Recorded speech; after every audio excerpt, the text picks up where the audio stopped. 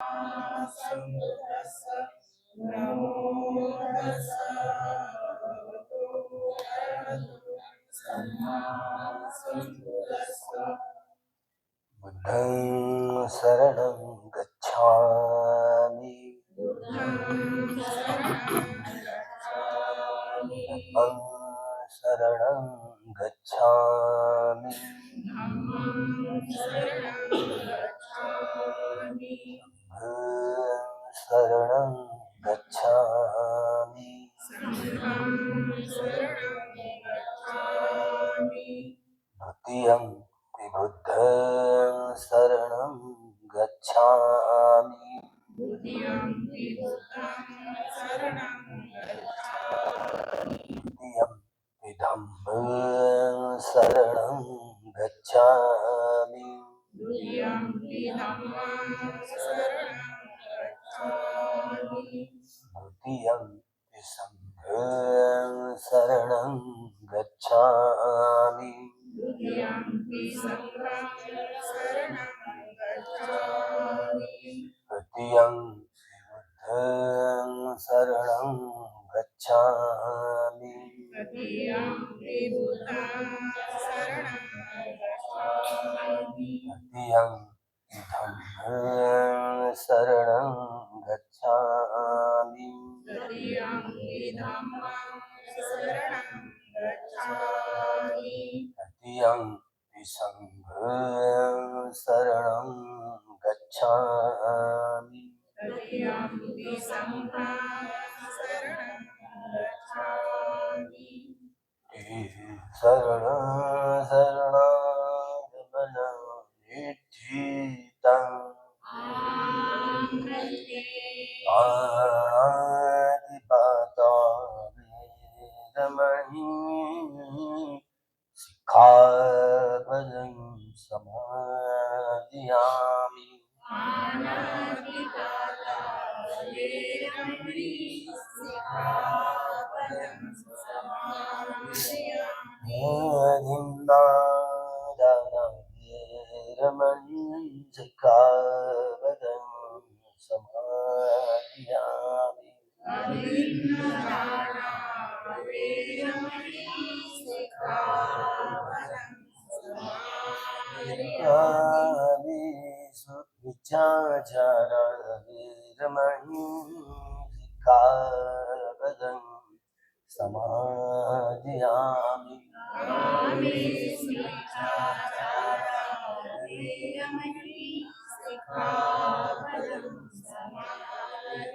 मुसावादा वेरमणि सिक्खापदं समादयामि मुसावादा वेरमणि सिक्खापदं समादयामि रामेयमज्जपमानकारा वेरमणि सिक्खापदं समादयामि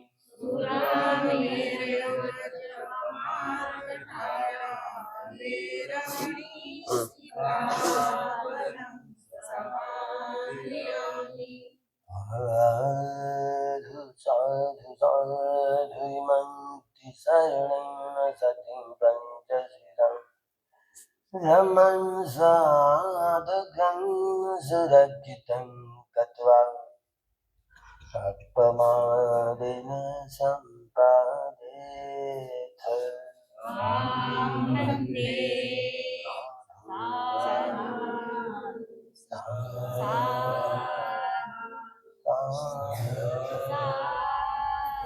बुद्धं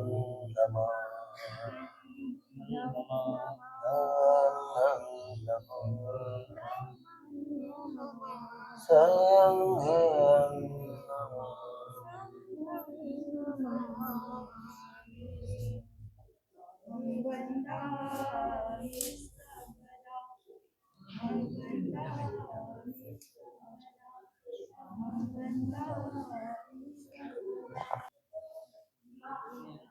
बुद्धांचं लेणं.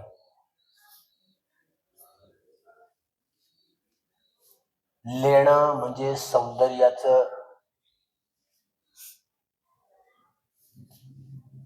सौंदर्याचा श्रेष्ठतम आविष्कार.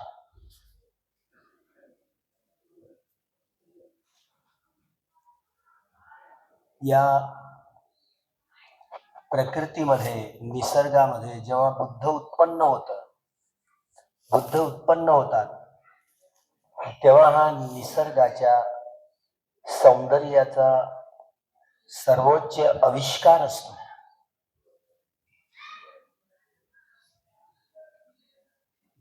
बुद्धच हा निसर्गाला शोभून दिसणारं सर्वोच्च लेणं असतं. सर्वोच्च लेणं, ज्याला आभूषण म्हणतो. ज्या आभूषणाने माणूस शोभून दिसतो. 10 पारमिता, 10 अपोपारमिता, 10 परमत्थ पारमितांनी ही 32 लक्षणं आणि 80 अनुव्यंजनांनी ही सौंदर्याची खाण समजली जाते. या 32 लक्षण आणि 80 अनुव्यंजनांनी सजावट ज्यांची केली जाते ते सम्यक संबुद्ध हे सर्वोत्तम लेणं समजलं जातं. त्यामुळे लेणं हा शब्दच या प्रकृतीच्या सौंदर्याचा श्रेष्ठतम आविष्कार. असं सुख की जे प्रकृतीलाच ठाऊक नाही.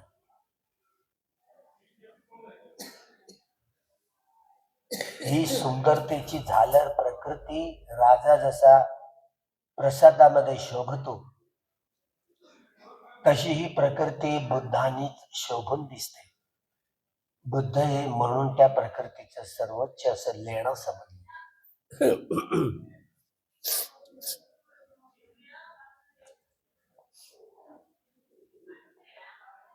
लेणं म्हणजे असं सुख, निब्बाणं परमं सुखं, निर्वाण रूपी श्रेष्ठतम सुख. या सुखाचं नावच लेणं.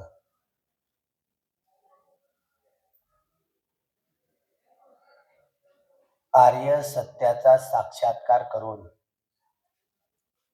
हे लेणं संपादित केलं जातं, संपादन केलं जातं. शील रूपी सौंदर्य, समाधी रूपी सौंदर्य आणि प्रज्ञारूपी सौंदर्याची परिपूर्णता जेव्हा गाठतं, ज्याला तदंग प्रहाण, विखंबन प्रहाण आणि समुच्छेद प्रहाण ही शील विशुद्धी, चित्त विशुद्धी आणि दिठ्ठी विशुद्धी,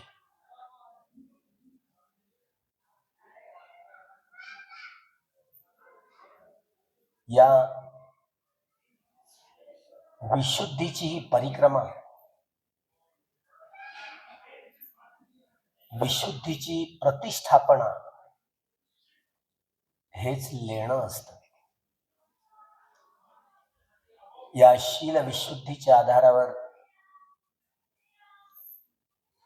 चित्त विशुद्धी आणि चित्त विशुद्धीच्या आधारावर ही दिठ्ठी विशुद्धी स्थापित होते. या तीनही विशुद्धी एक दुसऱ्याशी अलग काढता येत नाही.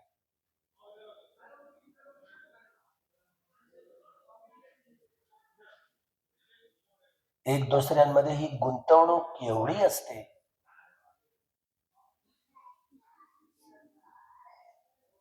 शील समाधीसाठी, समाधी प्रज्ञेसाठी आणि प्रज्ञा विमुक्तीकडे नेण्यासाठीचा जो आधार बनतो,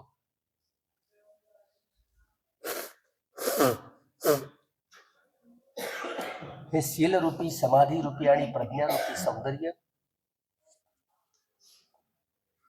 शील विशुद्धी, चित्त विशुद्धी आणि दिठ्ठी विशुद्धी पर्यंतचा हा भरणा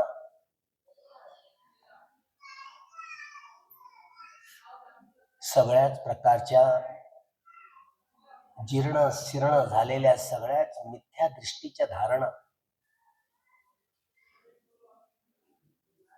तुटून जातात.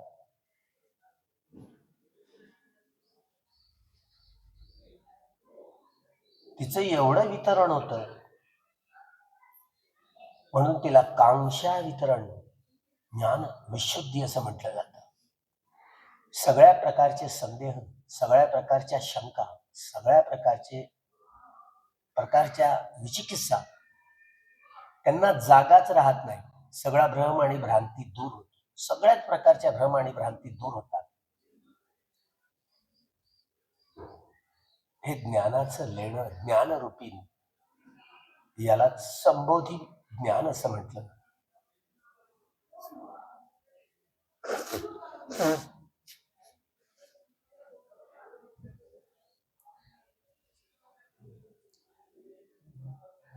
तदंग प्रहाणाच्या आधारावर विखंबन प्रहाणाला पोहोचून जेव्हा समुच्छेद प्रहाणाच्या आधारावर सगळ्या प्रकारच्या शंका, सगळ्या प्रकारच्या विचिकित्सा दूर होतात, भ्रम आणि सगळ्या प्रकारच्या भ्रांती दूर होतात,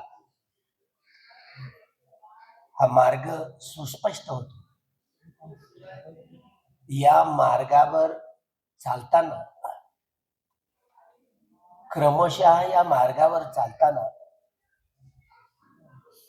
4 सतीपट्ठाण असो, 4 सम्यक प्रधान असो, 4 इद्धिपाद असो, 5 बल असो, 5 इंद्रिय असो, 7 भोजंग असो आणि अठ्ठंगिको बघो, या बोधी ज्ञानाच्या धारण करण्याच्या प्रक्रिया क्रमशः त्या अगोदरही, मध्यालाही आणि अंतालाही कल्याणकारी असतात.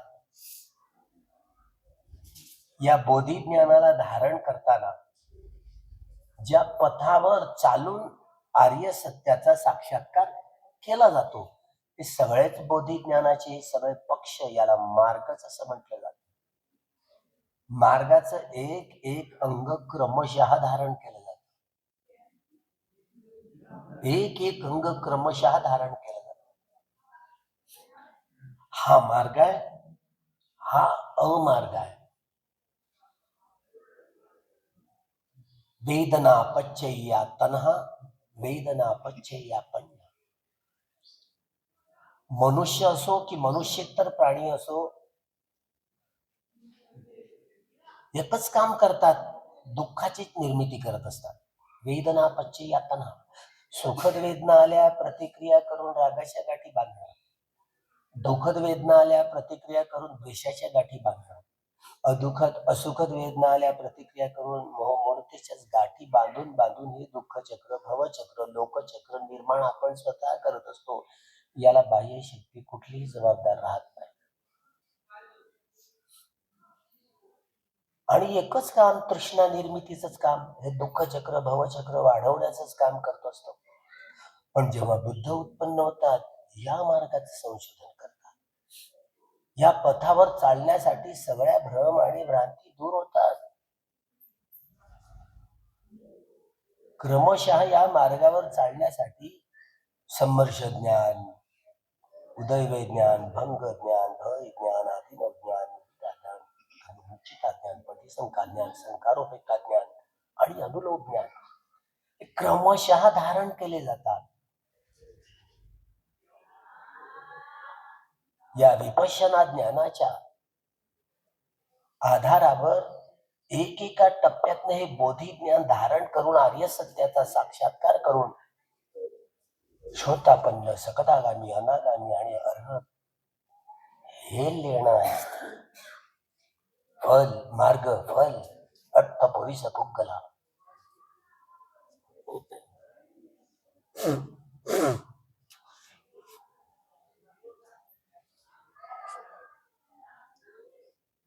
हे कधी स्थापित होतं? पथावर चालल्यावर. सुखद वेदना आली, अनित्यबोध पुष्ट झाला, दुःखबोध पुष्ट झाला, अनंतबोध पुष्ट झाला, तर मार्गावर चालता आलं. अनित्यबोध पुष्ट झाला नाही, दुःखबोध पुष्ट झाला नाही, अनंतबोध पुष्ट झाला नाही, गाडी रुळावरून घसरली. पुन्हा आपण हा भोगता भाव जर राहिला तर हा अमार्ग आहे. समता भाव राहिलाय हा मार्ग आहे. मग्गं गानं मग्ग संपयुक्त गानं धम्मानं तन समुत्थानानं च रूपानं मग्ग पच्च एक पच्च.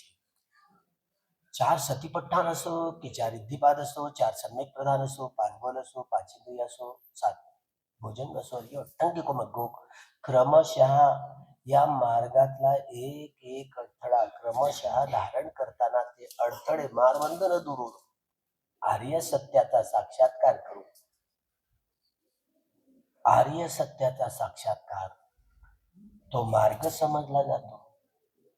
ही प्रज्ञेमध्ये निरंतरता जेव्हा असते मार्गावर चालण्याची, अनित्य लक्षण, दुःख लक्षण, अनंत लक्षण, त्याची सुस्पष्टता या पटिपदा ज्ञान विसुद्धी हा 6वा टप्पा. पटिपदा एक एक ज्ञान बोधी ज्ञान क्रमशः धारण करून आर्य सत्याचा साक्षात्कार करण्याच्या प्रक्रियेत अनुलोम वैधम्मा संखारा खैधम्मा संखारा वैधम्मा संखारा. तेव्हा ही 7वा टप्पा यथाभूत ज्ञान विसुद्धी. हे अनुलोम ज्ञानाची ही महत्ती आहे. वैधम्मा संखारा खैधम्मा संखारा. उदय माहिती नाही पडत, व्यय माहिती पडतो की अपमादेन संपादे. हे गोत्रभो चित्त उत्पन्न होतं आणि हे अनित्य ज्ञानाच्या आधारावर अनित्याचा बोध करून आर्य सत्याचा साक्षात्कार करण्याची प्रक्रिया.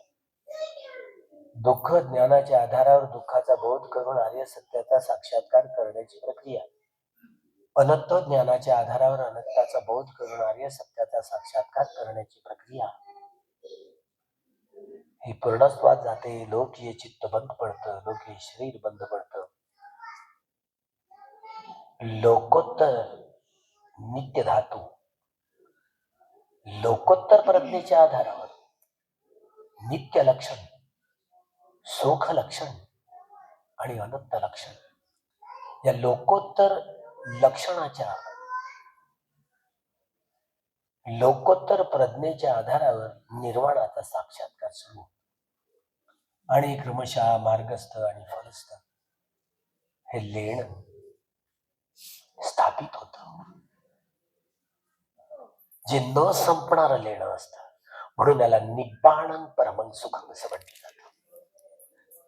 ज्या लेण्यातनं हे वैभव साकारलं, हजारो लाखो लोक या लेण्यात भगवान बुद्धांच्या सद्धम्माचा प्रचार आणि प्रसार करत गेले.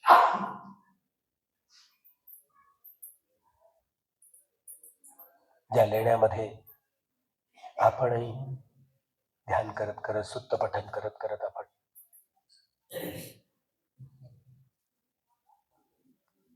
ध्यान करत सुत्त पठन श्रवण करत करत मैत्री करून आपण या ठिकाणी प्रयाण करणार.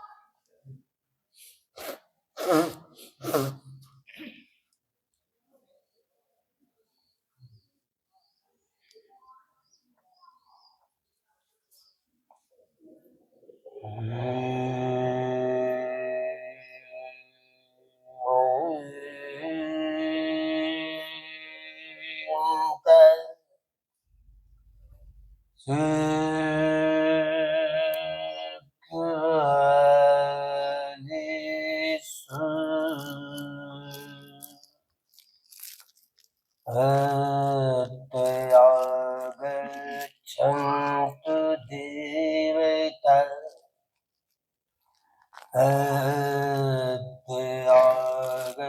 अत्यागच्छन्तु देवता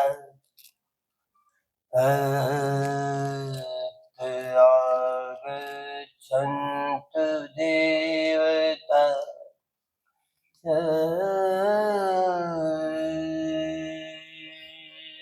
धम्म मुनिराज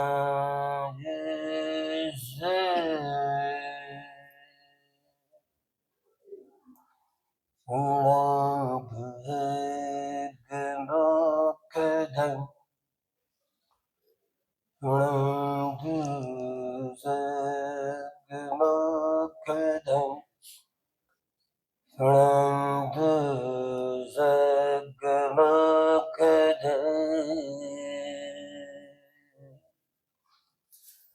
धम्मश्रवणकालो यं भदन्त धम्मश्रवणकालो यं भदन्त हरित धम्मश्रवणकालो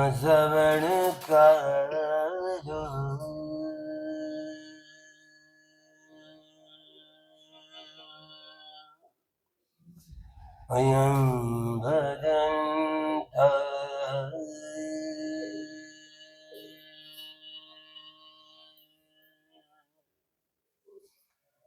नमोते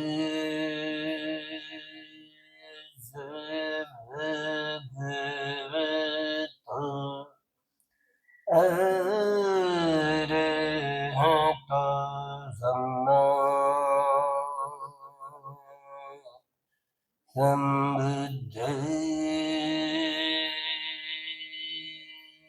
सम्बुद्धस्स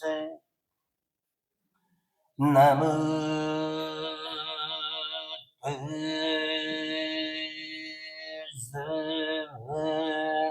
भगवतो अरहतो सम्मा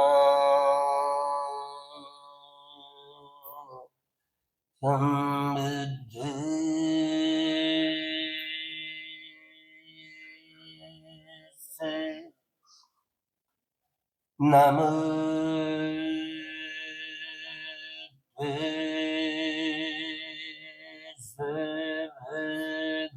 भगवतो अरहतो सम्मा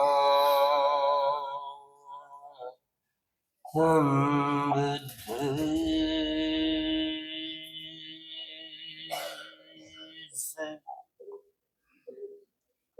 हे संता संत जीता विसरणं शरणा विठ्ठलो गंधर्वा ब्रह्मा ब्रह्मदेवा गुणगण गहना व्यवता सबकाले एते आयन्तु देवा वरकनकमयि मेरुराजे वसन्तौ सन्तु सन्तौ सहितुं मुनिवर वचनं श्रोतुमग्रे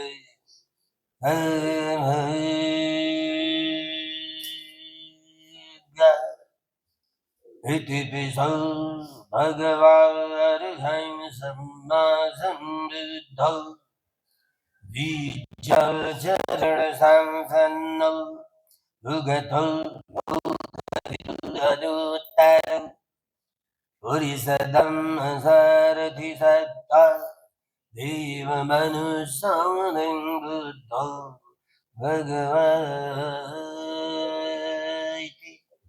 सुपठिपन्नो भगवतो सावकसङ्घो उजुपठिपन्नो भगवतो सावकसङ्घो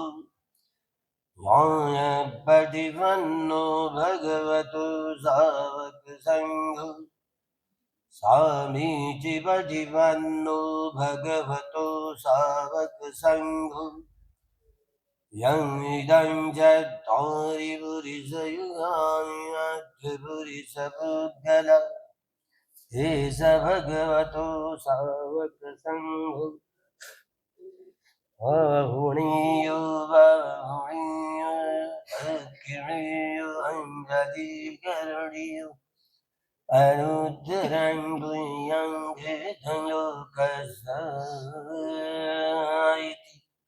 विमाय धम्मपटिपत्य बुद्धं पूजयामि धम भुजे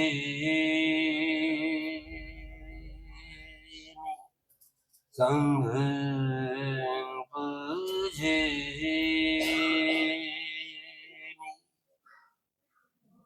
एवं मे सुतं विकं समयं भगवान् अवधियं विहरति जेतवनीयनाथबिन्दिकस्य रमे अधखोऽयन्तरा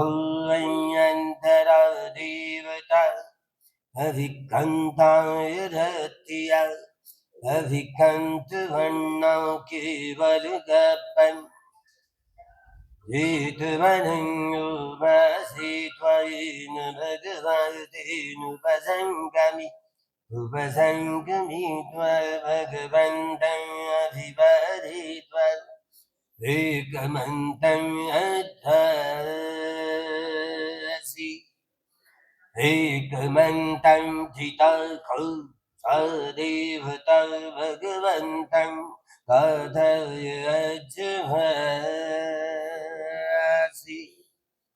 बहुदेवा मनुष्याचि मङ्गलानि अचिन्तयन् आकाङ्क्षमानसोत्थानं ब्रूहि मङ्गलम् उत्तमम् असेवनाच बालानां पण्डितानां च सेवना पूजा च पूजनीयानाम् एतं मङ्गलम् उत्तमम् अतिरूपदेशु वासो च उभे च कर्तव्यताम् अर्थसमापणिधि च एतं मङ्गलम् उत्तमम् बाहुसञ्जञ्जुषिवञ्च विनयो च सुशिक्षितो सुभाषिता च यावच एतं मङ्गलम् उत्तमम् मातापितुर्भक्तानाम्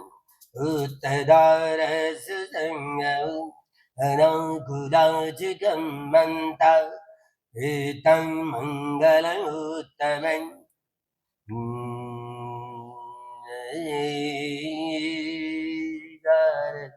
उपातारञ्च धर्मचर्याच ज्ञातगानच सङ्गौ अनवज्जानि कर्माणि एतं मङ्गलम् उत्तमम् अरतिविरतिमज्जपाणाच संयमो अपमादो च धम्मेषु एतं मङ्गलम् उत्तमम् हरो च निवातो च सन्तुष्टि च कतञ्युता कालेन धम्मश्रवणम् एतं मङ्गलम् उत्तमम् हन्ति च सर्वच सदा रमणाणां च दर्शनम् कालेन धम्मसकच्छा एतं मङ्गलम् उत्तमम् बभूज ब्रह्मचर्यं च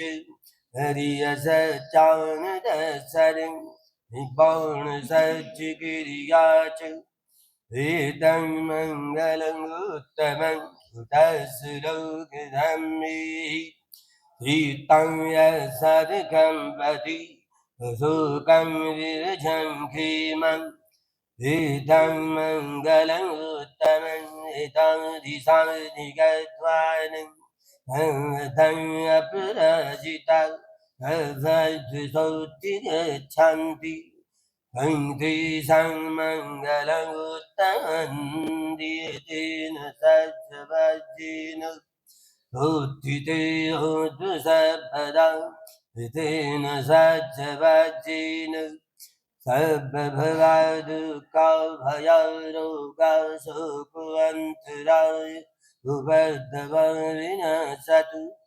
तेन सज्जवज्जेन भवतु ते जयमङ्गलमिति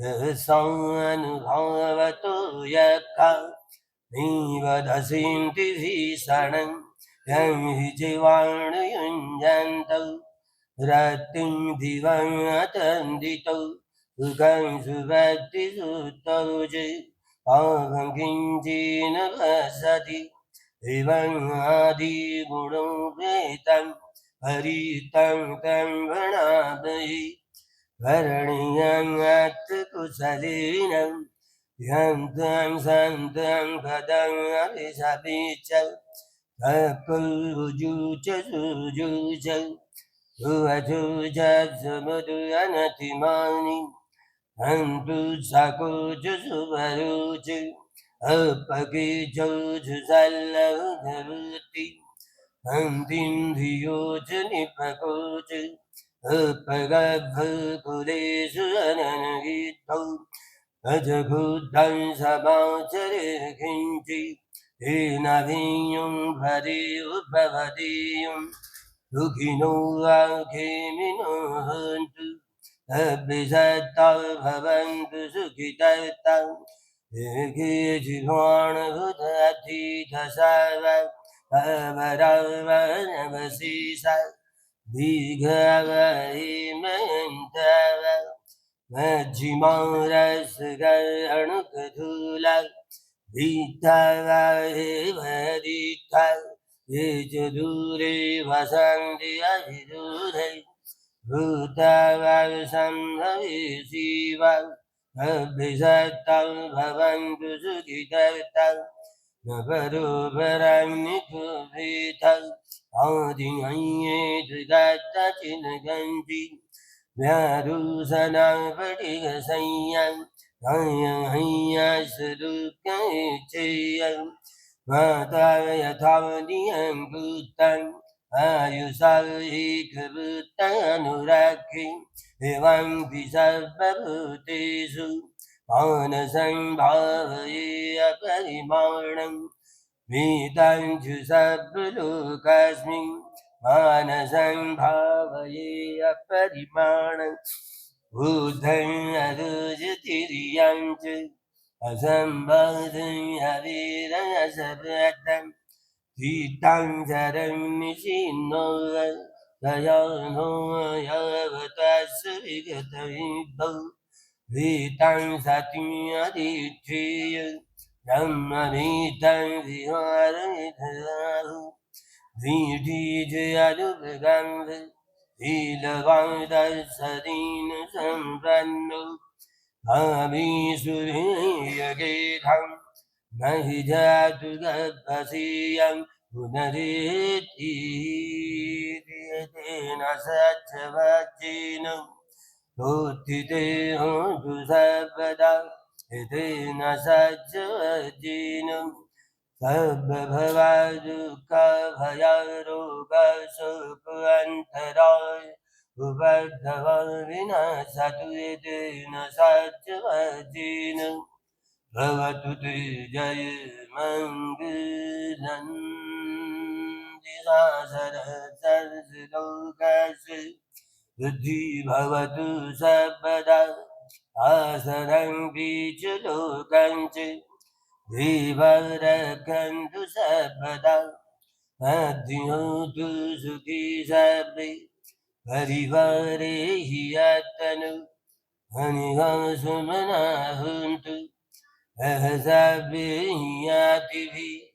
Rajatu Vachuratu Manusatu Manusatu Agitu Udikutu Visansatu Kanukutu Kantakutu Nakatatu Janapadirugatua Sattamatua Asandititua Asaburisatua Chandahati Asamiga Gona Kupura Ahivichika Mahi Sabadi Piacha Taracha Sukar Maisa Yakan Sadi Nada Ghayatua Nana Rugatuva Nana Vedavatuva Sabhyarakan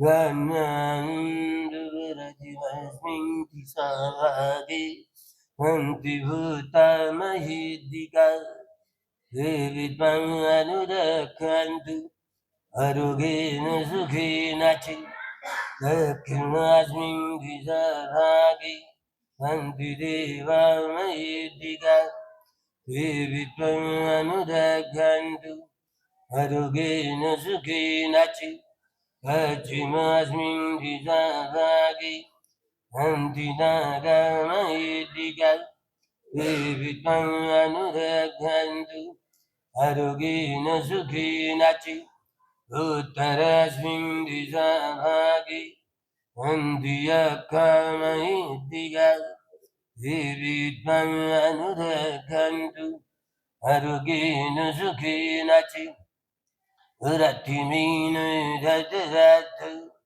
दक्षिणेन विरुढकु पश्चिमेन विरुढकु उभयरुत्तरं दिशं यत्तारुति Maharaj योगबलयसिनो विद्धिमन्तु Jaydev वसन्तयितु शासने आकाशत्तजुहुमत्तल् देवानागमहिद्दिका देवि त्वम् अनुरक्षन्तु आरोग्येन सुखेनाचे विसंसर्जेन शीलेन अन्तिमेत्तां फलेनाचे देवि त्वम् अनुरक्षन्तु आरोग्येन सुखेनाचे दुःखवर्धां सुनिरुद्धा भयवर्धां सुनिर्भय रोगवर्धां सुनिसौगा हन्तु सर्वे शिवाणिनो हितावतां जयम्मे संवदं पुण्यसम्पदं अभ्यदेवानुमोदन्तु सर्वसम्पत्तिसिद्धिया धनं धनन्तु श्रद्धाय धीरां रक्षन्तु सर्वदा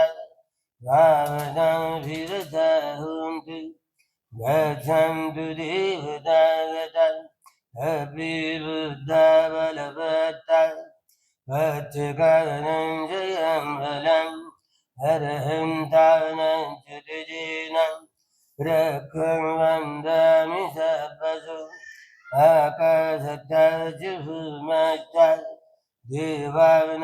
देवानागमयेदिका पुण्यन्तम् अनुमोदित्वा धीरं रक्षन्तु बुद्धशासनं धीरं रक्षन्तु धम्मदेशनं धीरं रक्षन्तु संहत्वं भरन्ति अभीतियो विवर्धन्तु सर्वरोगदुःखभयो विनाशतु भवतु अन्तराय सुखी दीर्घायुको भव अभिवादनशीले संनितं वचवचायिनो चत्वारो धम्मा भजन्ति आयुर्वन्नो सुखः